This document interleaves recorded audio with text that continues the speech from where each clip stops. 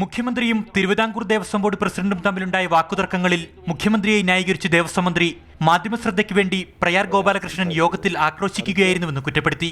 ഒരു മുരച്ച വർഗീയവാദിയുടെ ശബ്ദമാണ് അവിടെ കേട്ടത്. ചെയ്ത പ്രവൃത്തിയുടെ കുറ്റബോധമാണ് പ്രയാറിനെ രാജ്യസന്നദ്ധതയ്ക്ക് പ്രേരിപ്പിച്ചത്. പ്രയാറിനോട് സർക്കാർ രാജി ആവശ്യപ്പെടില്ലെന്നും കടകംപള്ളി സുരേന്ദ്രൻ വ്യക്തമാക്കി.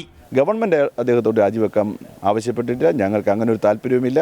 അവിടെ ഇരുന്ന് ഈ കൊലരുതായ്മകളെല്ലാം പറഞ്ഞ് കോൺഗ്രസ് പാർട്ടിക്കും അതുപോലെ തന്നെ അദ്ദേഹത്തിന് തന്നെയും ഒരു ഒരു ഒരു ഒരു മോശം പേരുണ്ടാക്കി അദ്ദേഹം അങ്ങനെ കഴിഞ്ഞോട്ടെ എന്ന് തന്നെയാണ് ഞാൻ കരുതുന്നത്. ശബരിമല വിഷയത്തിൽ വികാരപരമായി കാര്യങ്ങളെ സമീപിക്കരുതെന്ന് പ്രതിപക്ഷ നേതാവ് രമേശ് ചെന്നിത്തല ആവശ്യപ്പെട്ടു. ശബരിമലയുമായി ബന്ധപ്പെട്ട കാര്യങ്ങളിൽ ഒരു സമവായം ഉണ്ടാകുക എന്നുള്ളതാണ് ഏറ്റവും പ്രധാനപ്പെട്ട കാര്യം. അതുകൊണ്ട് തന്ത്രി കുടുംബവുമായിട്ടും വിശ്വാസ സമൂഹവുമായിട്ടും ചർച്ച ചെയ്തുകൊണ്ടായിരിക്കണം ദേവസ്വം ബോർഡും ഗവൺമെന്റും ഒരു തീരുമാനമെത്തേണ്ടത്.